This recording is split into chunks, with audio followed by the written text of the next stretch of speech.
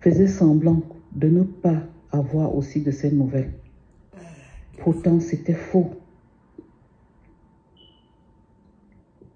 Au fait, il avait épousé une autre femme en Europe.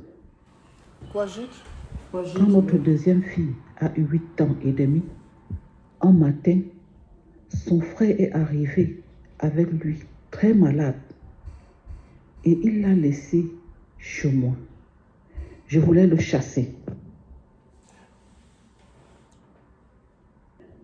Mais une petite voix intérieure me demandait de ne pas le faire. J'avais pleuré toutes les larmes de mon corps ce jour. J'avais tellement pitié parce que je ne le reconnaissais plus. Mais j'ai pris mon courage à deux mains. Je suis allée à l'hôpital avec lui.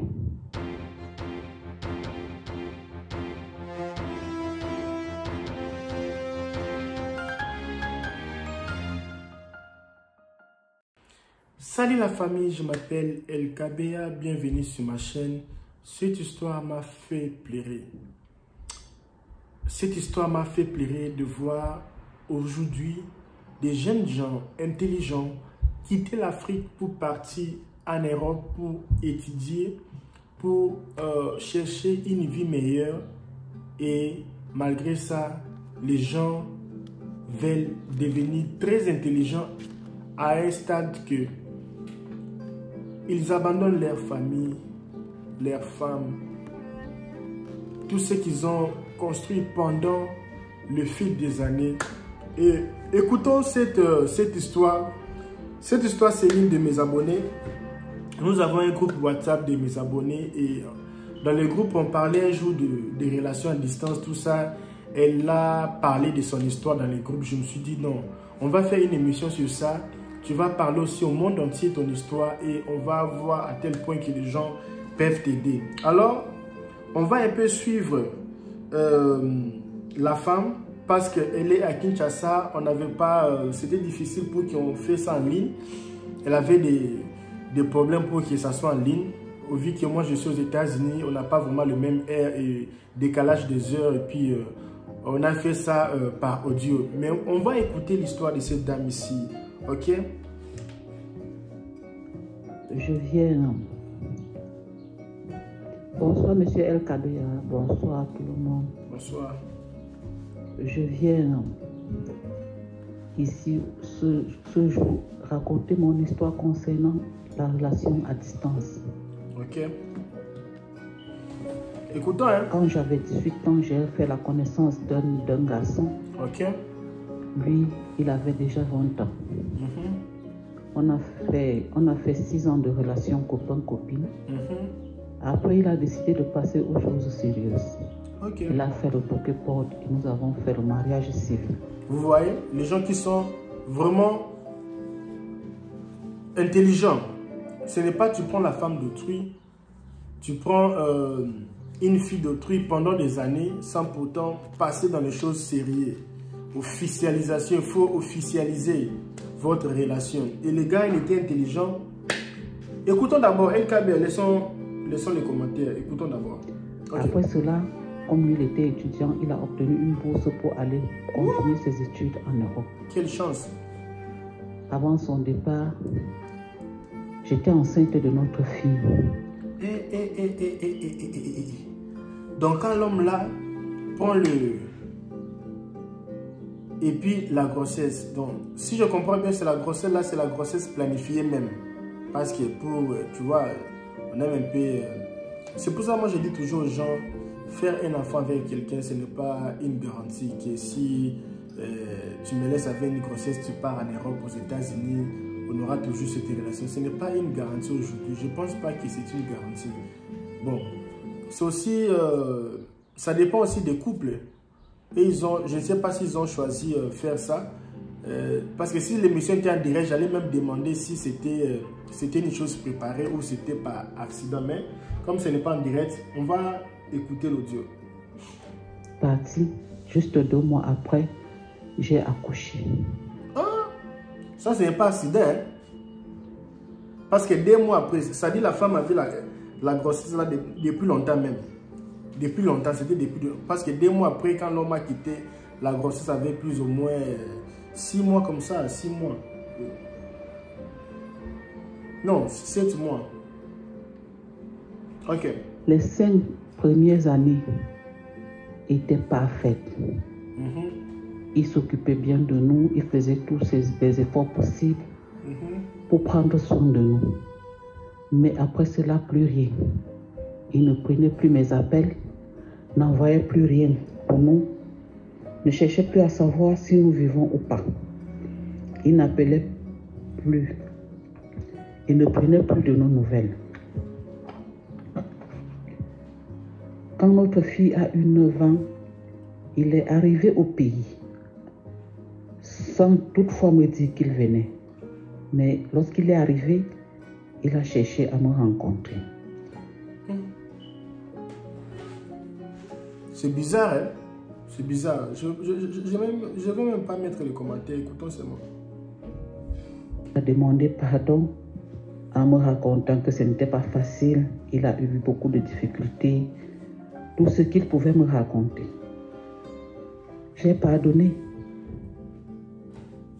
On a passé des vacances ensemble, tout allait bien.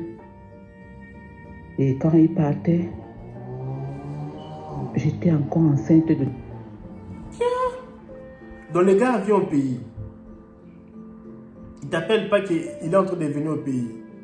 Et puis, tu as su que le gars est au pays. Et après ça, avant que le gars parte, encore une grossesse. Là, c'était par accident ou c'était planifié. Bon, malheureusement, tu n'es pas là en ligne pour demander ces questions, mais ça me fait déjà mal de voir cet habit. Deuxième fille. Quelques mois après, notre fille aînée est tombée malade. Gravement malade. J'ai dépensé toutes mes économies pour soigner l'enfant. Et lui n'envoyait rien. Il savait néanmoins que l'enfant était malade, mais ne faisait rien pour soigner l'enfant.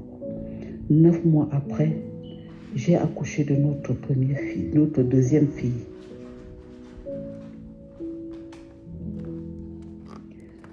Malheureusement, mon mari n'avait plus notre temps. Il venait au pays, il ne cherchait même plus à nous voir. Il ne prenait plus de nos nouvelles. Et sa famille faisait semblant de ne pas avoir aussi de ces nouvelles.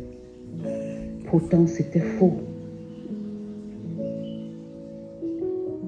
Au fait, il avait épousé une autre femme en Europe. Quand notre deuxième fille a eu 8 ans et demi, un matin, son frère est arrivé avec lui, très malade. Et il l'a laissé chez moi. Je voulais le chasser.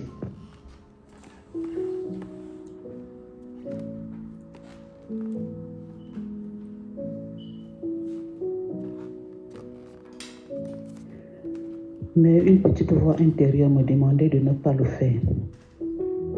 J'avais pleuré toutes les larmes de mon corps ce jour. J'avais tellement pitié.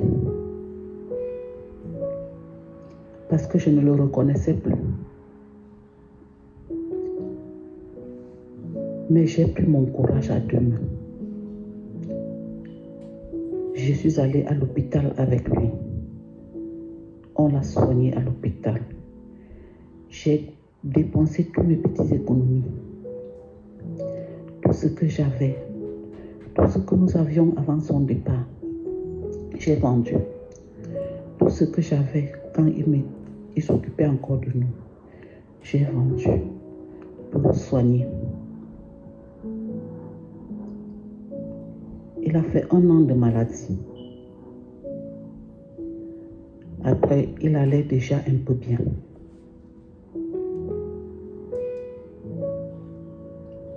Et puis, il programmait même déjà retourner en Europe.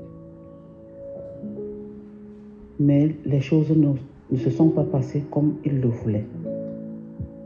Mais cependant, j'étais déjà enceinte de notre troisième enfant.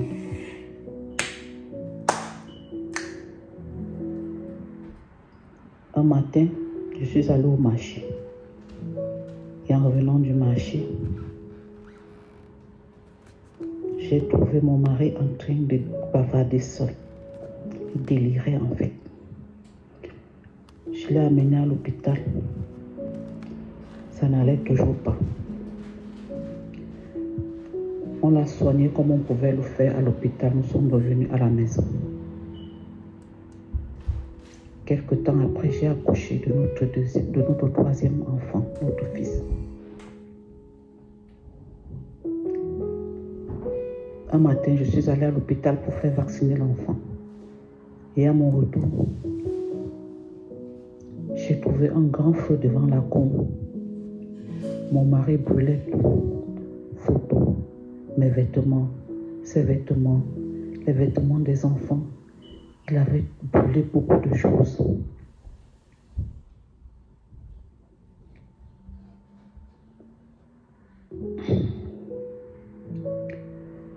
J'ai appelé sa sœur, la seule,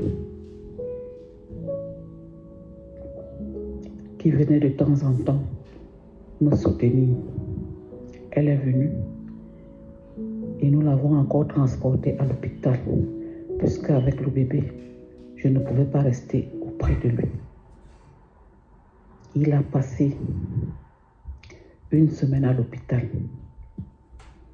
Et sa soeur a jugé bon qu'on l'amène chez un praticien au village. Dans leur village, nous sommes allés là-bas. On l'a soigné. Un mois après, il allait déjà mieux. Nous sommes revenus en ville. Et puis un matin, il m'a révélé qu'au fait, il ne prenait plus de mes nouvelles, il ne s'occupait plus de moi. Parce que la femme qu'il avait épousée en Europe avait fait intégrer une loge. Et dans cette loge, on lui demandait de verser mon sang ou celui de nos enfants. Alors il a refusé. Et la condition qu'on lui a donnée, c'est qu'il ne pouvait plus prendre soin de nous. Il ne pouvait plus prendre de nos nouvelles. Et c'est comme ça qu'il nous a tourné le dos. Parce qu'il ne voulait pas que nous mourions. Quand il m'a révélé cela, 3 jours après, il est décédé. What?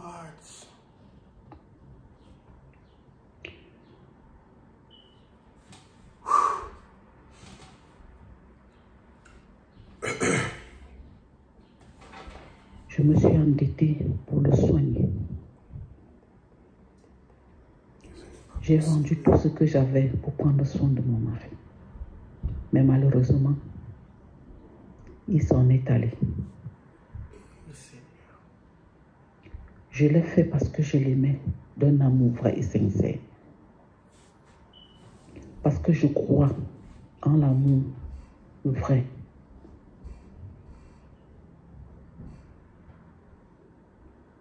C'est pour cela que j'ai fait tout ça.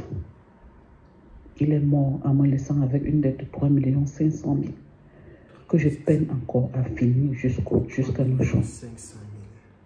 4 ans après sa mort, il me restait encore 700 000 francs de dette à payer. Et notre fille aînée qui est toujours malade. D'aucuns me demanderont pourquoi tu ne retournes pas au village. Je ne peux pas. Parce que quand notre fille rechute, on l'amène directement aux urgences. Et il n'y a pas les urgences dans les villages. C'est comme ça que je suis devenue le père et la mère de nos 3 enfants, ainsi que de notre petite fille.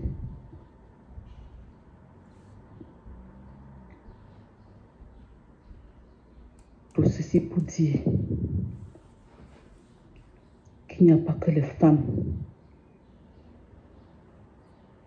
qui changent. Quand l'homme va en Europe et reste faire des enfants avec d'autres garçons ici. Pour dire qu'il y a encore des bonnes femmes qui existent, mais qui n'ont pas la chance de trouver des hommes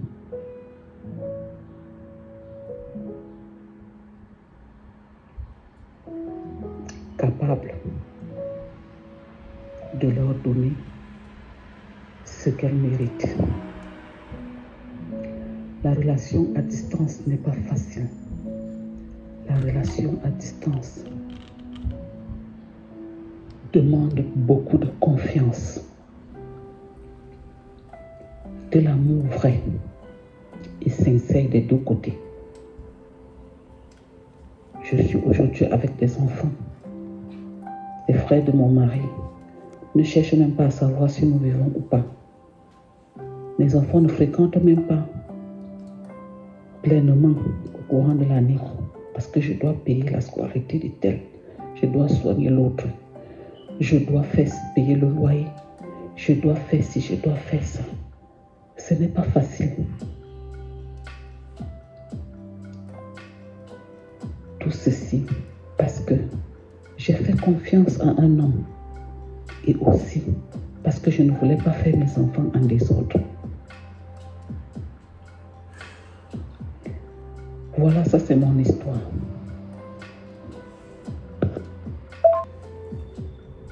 La façon qu'elle avait raconté l'histoire dans le groupe, notre groupe WhatsApp, il y a aussi la description, il y a aussi les liens de ce groupe sur la description de cette vidéo. C'était un peu bref, mais moi j'étais déjà intéressé de cette histoire et puis je l'ai écrit en privé. Je lui ai demandé si on pouvait faire ça, si elle pouvait m'autoriser de faire ça en ligne.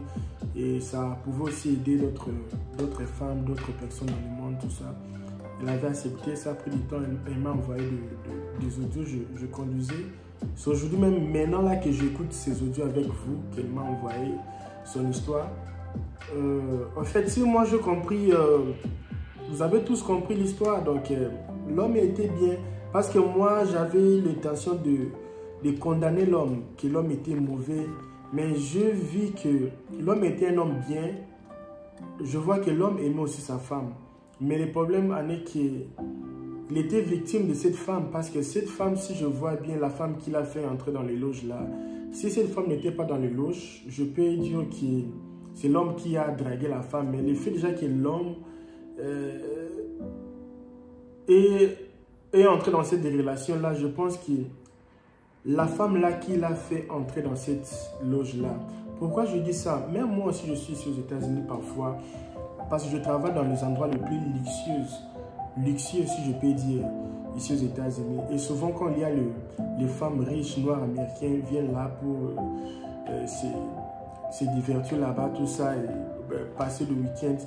Moi, on m'a chaque fois dragué au travail chez les gens qui ont beaucoup d'argent, sous la plupart des noirs américains. Et ils draguent même, donc ils sont directs, ils ne se cachent même pas. Ils disent que non, tu es beau, je t'aime, je peux te prendre en charge, je peux faire tout pour toi. Et moi, je suis déjà bien instruit et je suis déjà quelqu'un qui était bien préparé avant même de venir aux États-Unis. Quand je dis bien préparé, donc ma mémoire là, ma conscience, ma famille là où je viens, je suis déjà une personne bien instruite. Donc je ne peux pas tomber dans ce sale jeu-là. Alors, souvent, il y a les gens là qui, quand on te voit, tu es jeune garçon comme ça, on vient te prendre et puis te faire initier dans les choses de drogue, dans les choses de maraboutage. On voit que tu es encore nouveau, tu sais rien. Et si vous voyez même bien ici aux États-Unis, il y a beaucoup de jeunes garçons qui ont perdu leur vie ici. Il était parti jouer le football, mais après le football, les amis l'ont initié dans leurs problèmes, tout ça. L'autre était parti demander 20 $ pour aller acheter, je ne sais pas, les pizzas ou quoi. Il sort de la parcelle pour... Et les détails, personne ne connaît. Dernièrement, l'autre ici, dans sa maison, les gens de l'école viennent pour la tabasser. Ici à Chicago, ici, là-bas à Chicago. Et non, ce n'est pas à Chicago, c'est à Carroll Street. Et il y a aussi des histoires que nous avons vues, des histoires ici, les gens être... Et il y a plein d'histoires. Et moi, je ne vais pas condamner la femme. La femme, c'est une femme forte. Elle est restée au pays malgré les erreurs de l'homme. La femme a toujours pardonné. Et c'est l'homme, si je peux dire, c'est l'homme. L'homme n'était pas bien préparé,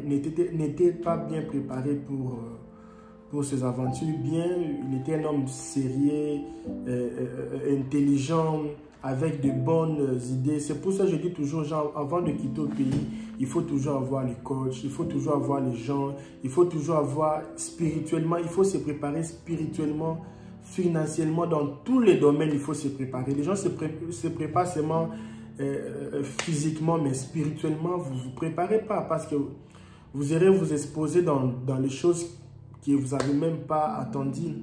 En fait, pour moi, qu'est-ce que je dirais de cette histoire? Je suis choqué, ça me fait mal au cœur. Ça pouvait même arriver que je vienne en Europe ici, ou je vienne aux États-Unis, quelqu'un m'initie dans les choses pareilles. Toutefois, moi là, je ne peux pas entrer parce que la façon que moi je suis bien préparé là, je ne peux pas entrer jamais dans ma vie. Jamais, même si on me fait entrer par force, demain je vais sortir, je ne veux pas entrer. Donc, je pense que c'était aussi un manque de préparation de l'homme. L'homme n'était pas bien préparé et l'homme ne savait pas qu'est-ce qu'il voulait réellement pour sa vie. Malheureusement, c'est ce qui se passe aujourd'hui, ce qui se fait aujourd'hui. Donc, c'est bizarre vraiment. Et la femme, j'ai vraiment pitié vraiment d'elle. Je sais qu'il y a beaucoup d'hommes riches dans cette chaîne YouTube. S'il vous plaît, je vais d'abord demander à la dame. Maintenant ici, on comprend votre histoire. Qu'est-ce qu'on peut faire pour vous réellement? Ça fait mal, mais qu'est-ce qu'on peut faire pour vous? Parce qu'il y a plusieurs personnes dans le monde. Je vais d'ailleurs mettre son numéro de téléphone. Je ne vais pas mettre le numéro de téléphone sur la vidéo parce que tu vois la vidéo. Je peux même mettre sur la description de cette vidéo ici parce que le numéro de téléphone peut changer. Je vais mettre son numéro de téléphone. Quand tu regardes la vidéo, en bas là, il y a les écrits, les titres. Après les titres, il y a maintenant les écritures, d'autres écritures qui viennent après les titres. Vous appuyez là-bas, vous allez voir son numéro de téléphone et tu peux l'appeler, même si tu n'as pas l'argent pour la donner, même pour dire madame, courage. Courage, envoyer même des messages WhatsApp, voir comment tu peux l'aider même avec $1, $10, $40 pour l'aider. Ok, on va un peu écouter sa réponse. On va écouter sa réponse ici. Pour répondre à votre question,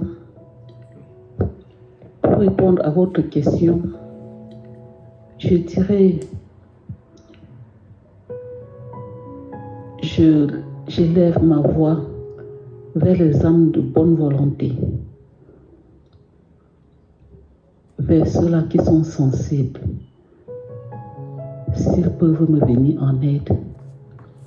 Je suis une coiffeuse de profession et couturière. J'aimerais bien mettre sur pied mon institut de beauté pour y mettre en exergue tout ce que je sais faire afin de pouvoir éponger cette dette et prendre soin de mes enfants, payer leur scolarité afin qu'ils puissent aller à l'école normalement et soigner ma fille aînée qui est malade afin de pouvoir les nourrir, les éduquer. S'il y a des âmes de bonne volonté, voilà ce dont j'ai besoin. Ça m'évitera de courir par-ci par-là pour avoir un servant. Je serai autonome et je pourrai aussi économiser pour des projets à venir. Merci. Ok, je pense que vous avez suivi. Son numéro est là. Moi, je n'ai pas le temps. Je suis pas un commissionnaire pour dire qu'il faut m'envoyer. Non, moi, je n'ai pas le temps. Vous avez son numéro. Appelez-la, envoyez-la un peu quelque chose pour l'aider. Et c'est un peu ça, c'est ce qu'on peut faire, l'encourager un peu. Donc, c'est un peu ça. nous avons fini cette émission. Si vous avez aussi des histoires pareilles, des réalités pareilles, tu veux aussi partager avec nous ton histoire, c'est simple. Nous avons aussi notre lien Instagram. Tu cliques sur le lien de Instagram et tu envoies le message. Nous avons notre lien sur la description ici de Instagram, où tu peux aussi branquer ton téléphone sur l'écran ici et puis pour avoir notre contact et puis nous contacter. C'est un peu ça pour aujourd'hui. Je vous dis merci et courage madame, courage c'est la vie. Ce sont les choses que toi tu n'as pas planifiées, tu es victime. Que Dieu te donne du courage et puis de la force et puis je pense que tu es encore jeune, tu as encore beaucoup d'opportunités. Moi je vis des femmes avec 3 enfants, c'est remarié, donc tu as encore beaucoup de temps, tu as encore beaucoup de l'avenir quoi. Donc courage, c'est la vie, courage.